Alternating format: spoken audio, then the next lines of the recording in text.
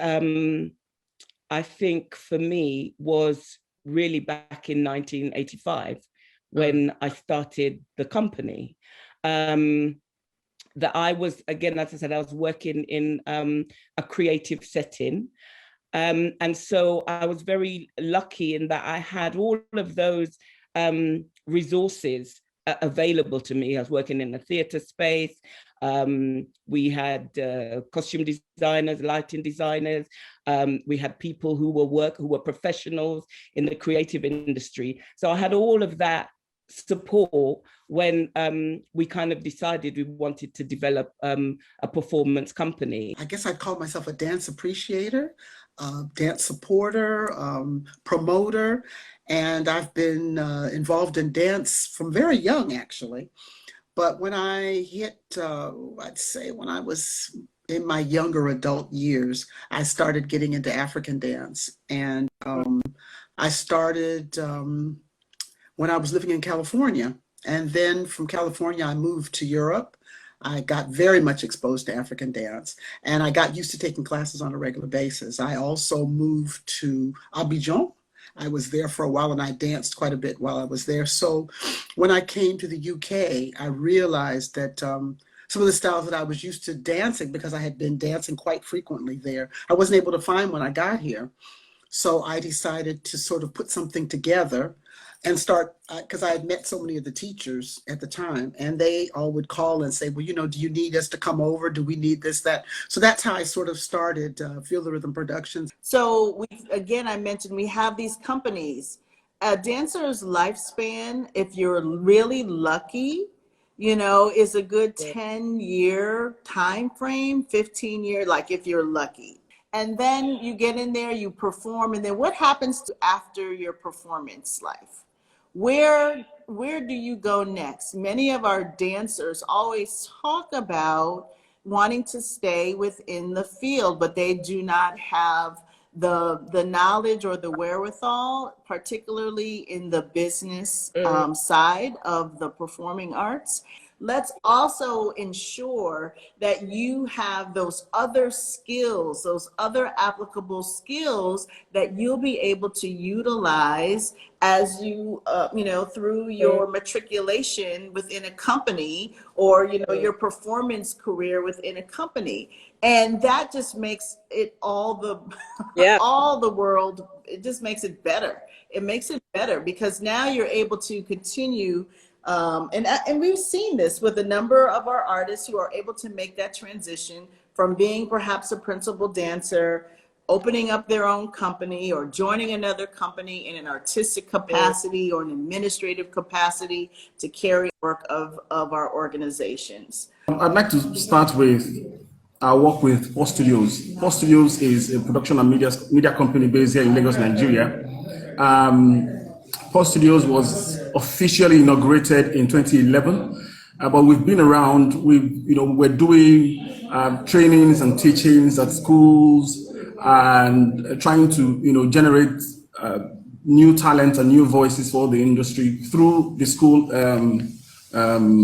avenue. So we did private schools, secondary schools, as well as the universities. We'll go there, teach them dance, drama, help direct their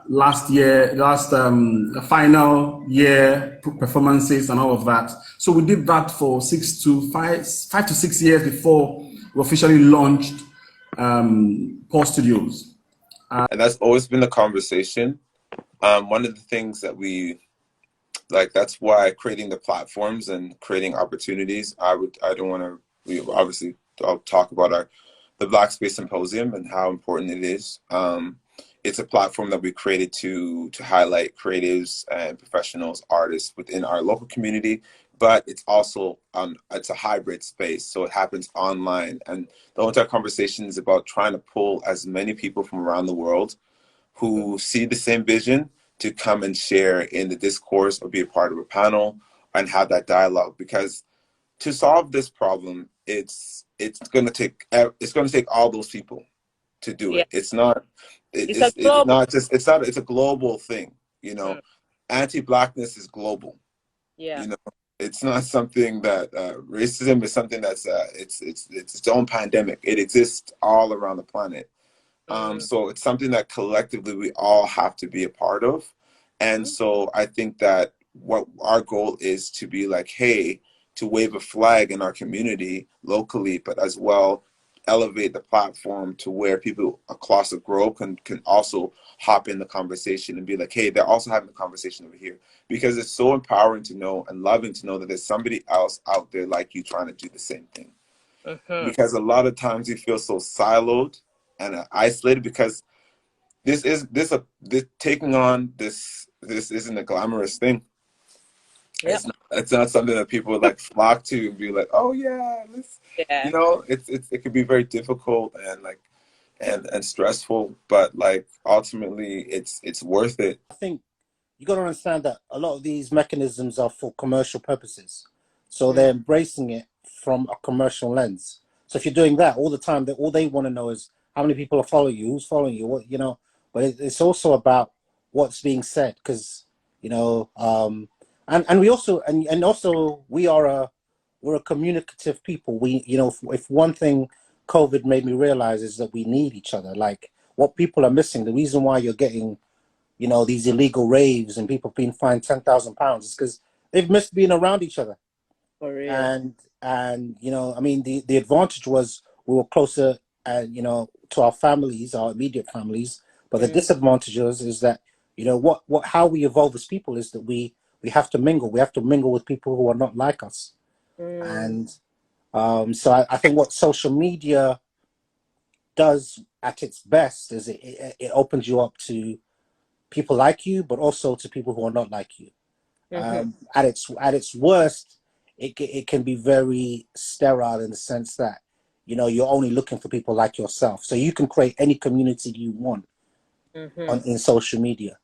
But one thing I realized there's, you know, whether you can either be using it as a business tool, or you can be using it as, some people are using it as an actual friend. But you know, I try to download some of my online engagement. So I know like if you look at my site, I know quite a few people, but it's important, you know, the tangible people are just as important.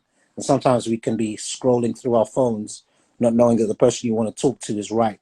I would ask people to go and look at what is somatic. Somatic is a term now that a lot of other bodies are using.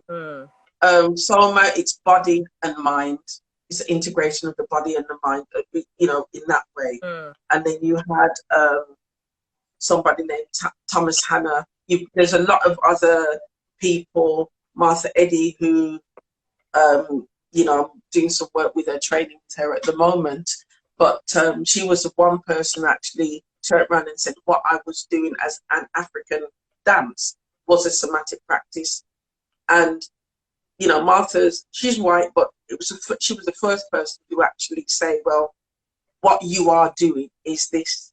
When we work with poetry, when we work with spoken word, when we work in different ways in terms of our movement, what she saw that I was doing, she identified that way. Reimagining, and just we had to at the beginning really reassess who we are and what we were doing, because what we usually do is present, and we get a venue and we get a studio and we bring in people and we do that, you know, that was all gone. So how, you know, how were we relevant right now to the community that we serve, you know? So number one was strengthening who we are so that we could serve, right? You know, looking at the infrastructure, and it really gave you time because we weren't in the office and had to do all the things that you usually do. So it gave us time to strengthen, and working from home, which also gave you some freedom. And although we were on Zoom and stuff, it really gave you time to come together, go away, think, and work. Also just being there for the community, talking to them. What do they want? What, you know, because really they have really been affected, you know. I feel like you see the international for you to be international, I feel like it's within. So we've all had our journeys, and we come from different places. So we do cover the Asian community, we do cover the Black community, and we happen to be in Europe already as it is. So we cover that community as well, just from where we are and what we're around, you know. So our music, that's the diaspora. That's the diaspora, basically. Different. Naturally, like the international feel is literally within, but it's just about where you're planting your seeds and how it's growing. So so back home, like I'm originally from Angola. I've lived in Portugal and all of this sort of stuff. Like I'll give you a small example. When we done a project, I think it was like a year and a half ago till today. It plays on in I believe it's Venezuela and Chile, to the point where these guys, like, they've always told me, hey, listen, come over, we love your music over here.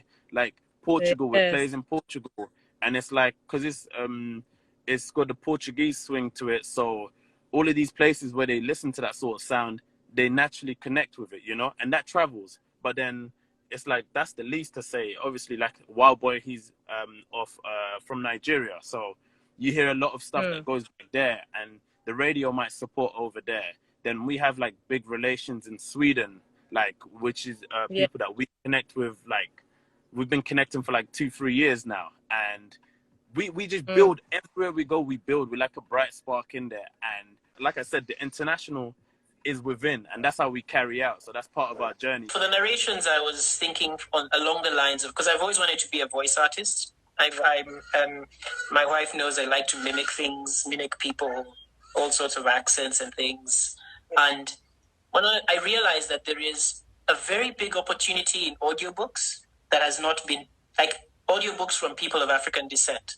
The only audiobook I've listened to is Who Fears Death by Nnedi Okorafor.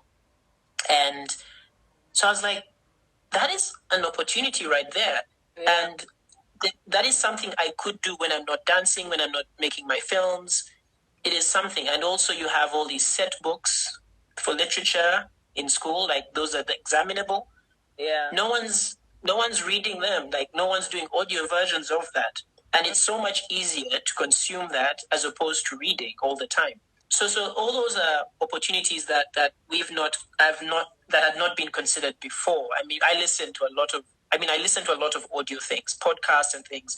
And I used to be a radio presenter. I was there for 6 months, but I really enjoyed it. And I thought, you know, there are people who are like me who would be interested in listening to these things.